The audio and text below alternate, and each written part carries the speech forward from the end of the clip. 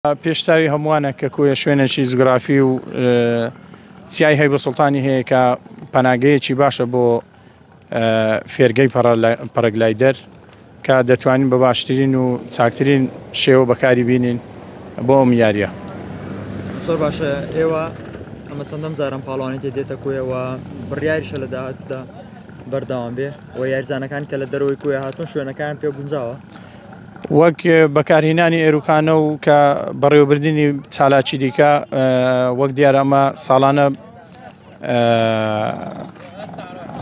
فستیڤالی ساڵانەی بە ناوی بەهارە و نۆرۆزمان هەیە وەک بتوڵە و ئەوەش چەند بتوڵەیەکی خۆمانمان هەبووە کە تایبەت بە کوردستانە بووە تایبەت بە کوردستان و عێراق بووە تایبەت بە دەرەوەشمان هەبووە بەڵام وەک ناوخۆی عێراق ئەوە یەکەم جارە لێروکانە ئەوە دەکەین وە ئینشاڵڵا بەردەوامیش دەبین و لە ئایندێشدا بەتەمای شتی زیاترێ. بەڕاستی زۆر خۆشحاڵین زۆریش پێوە هیلاک بووین تا و پاڵەوانتی هاتە کۆیە جێگای خۆشحاڵێ بۆ ئێمە کە بتوانین ساڵی 2000 فیستیڤاڵ و پاڵەوانتی بکەینەوە لە کۆیە.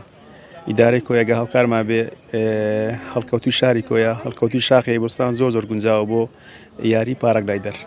ئەمە تا چەند هاوکاری ئەوەیە کە یانەکانی تری عێراق هاتوون بۆ کۆیە و دەتوانرێ